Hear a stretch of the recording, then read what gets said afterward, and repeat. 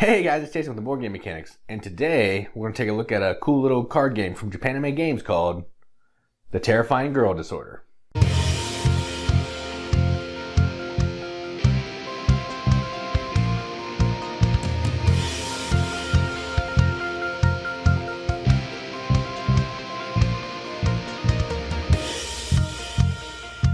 The Terrifying Girl Disorder is a game for 3 to 4 players where each player is taking on the role of a girl who's trying to regain her memories.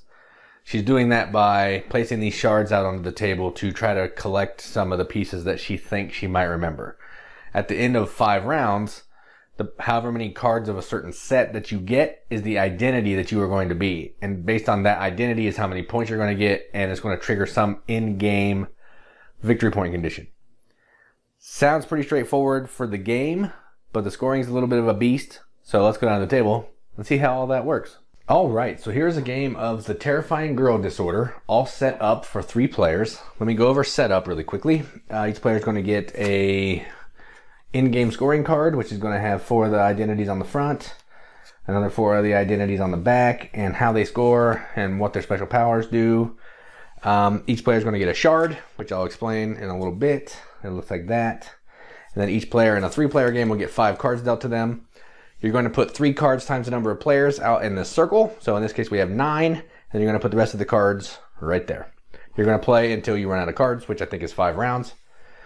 And that's set up. All right, so let's go into how the game scores, because that's important to know before we start playing. So first thing we need to know is how it scores. So what you're trying to do is you're trying to collect sets of cards. Each card has a suit number, and it'll have a special power. So in this case, this is number 5, and the special power is down there in the text. So what you're trying to do is you want to take these cards and you want to play them down in front of you in a round, as many as you can, to try to make that your identity.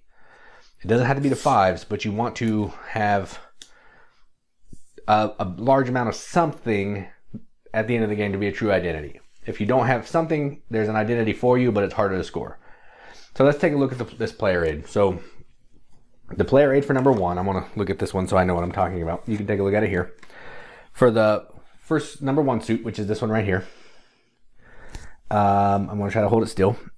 You're going to get 13 points if you can get 5 or more cards. There are 10 cards, so that's going to be kind of easy, but other people might be collecting too. It's going to have the power, and then at the end of the game, you're going to get an extra point for every number 1 card in somebody else's recollection area, which means the tableau in front of them. So basically, you're trying to collect stuff that you want, and maybe that you see other people aren't going for, because you want to have a true identity. That's the only way you score points. So now let's go ahead and talk about how we play. Then I'm going to play through a round. I'm not going to go into any more than that. And that's it. So I'm not going to show you the in-game scoring. I just talked about it. Just know that whoever has the most of a certain suit is going to be that identity. They're going to score points based on the card counts on the player aid. Then they're going to have an extra victory point condition for that identity. All right.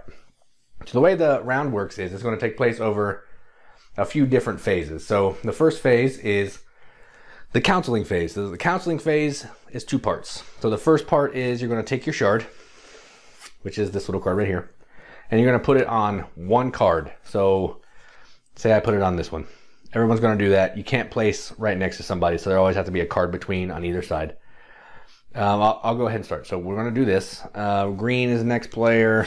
They're going to go, I haven't looked at anybody's card, so I don't even know what I'm trying to collect yet, but that's fine. They're going to go here, and purple is going to go right there.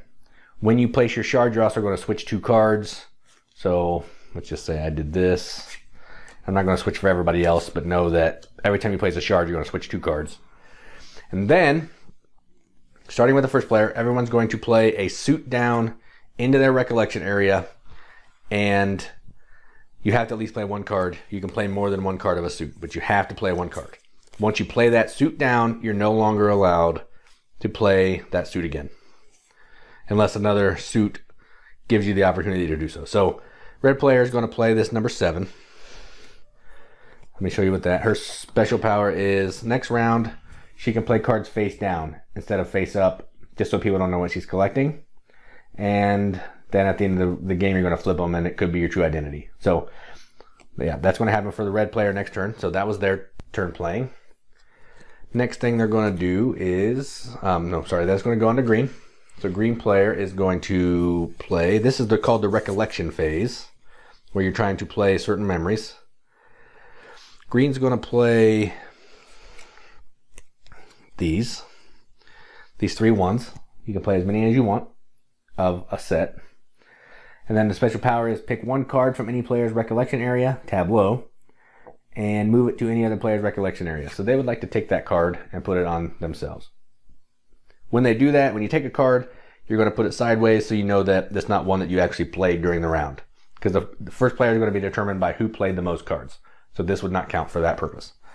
Next is purple. Let's give gray their cards back. Okay. And then we have purple. They are going to play, let's see. So they're going to play this one. They're going to play the 6.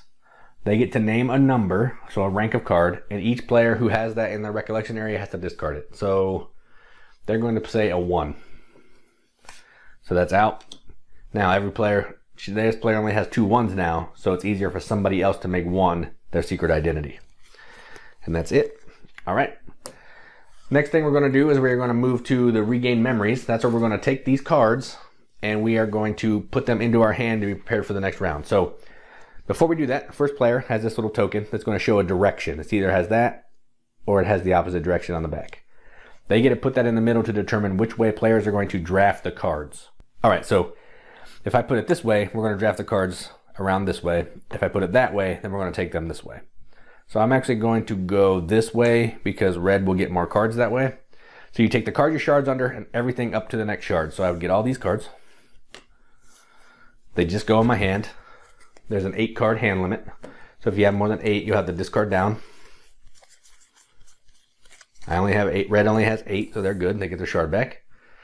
Then green is going to, or purple will, no, green's next. So green will take these. Doesn't really matter because you get what you get here. They will get their shard back.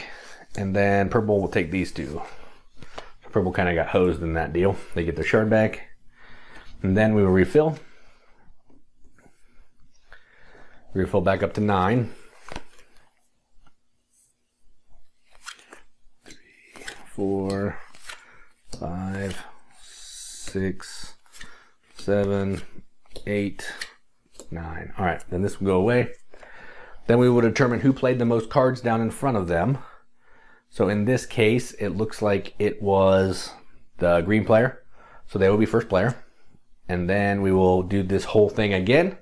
And at the end of 5 rounds, we will determine who has a true identity. So let's just say for the sake of game that we're already at round 5.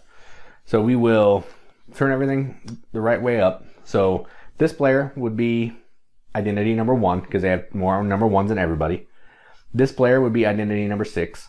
And this player didn't have an identity, so they would end up being Hegan, which is the shaded out character. And they're going to have a tricky in-game scoring mechanism.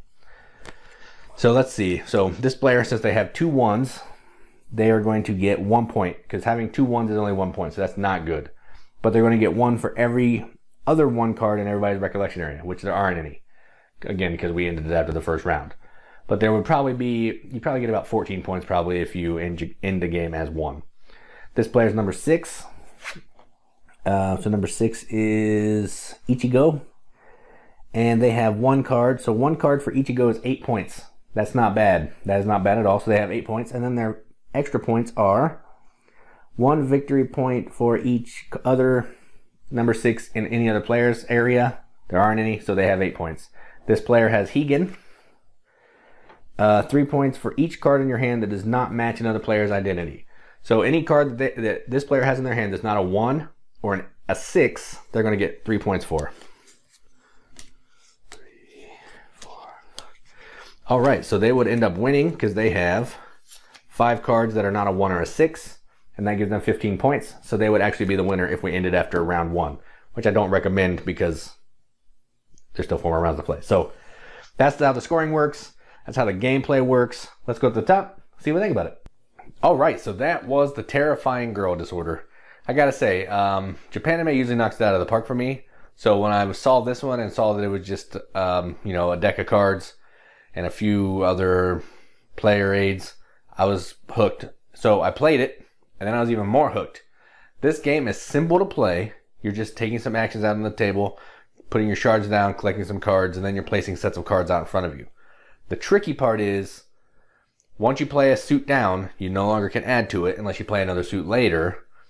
And then, based on what you're playing down in front of you, is going to determine how many points you're going to get at the end of the game. That's the tricky part, because you may really want to collect ones, but it takes an awful lot of ones to get you a bunch of points, and the one's power is not super great. But you may want to try to collect another number, and that power is better, but you were only able to play 2 of them. So that's the tricky part, is if you're only able to play 2, you need to keep other people from having some of those down in front of them as well. And then in some of the suits, you're going to get points for having that suit in your hand, for any other opponent that has that suit in your hand. It's a super fun, interesting game. And I will say right now, if you don't understand the scoring, the gameplay doesn't make any sense, because everything you're doing in the game adds up to that true identity phase and really is the crux of the game. So I would say if you're playing this game, teach the scoring first, kind of how all that works, and then teach the gameplay, because the gameplay is pretty straightforward, but the scoring can be a little bit of a beast. So get that out of the way, make sure everyone understands it before moving into the game. So that being said, I do really enjoy this game. It's a fun little card game. Not something that I'm going to want to play all the time because it's a little card game, but for a card game, it is very fun, and I would definitely enjoy playing it again if somebody asked me to play it. So that's my thoughts on the Terrifying Girl Disorder, and I'm Jason with the Board Game Mechanics. Keep gaming.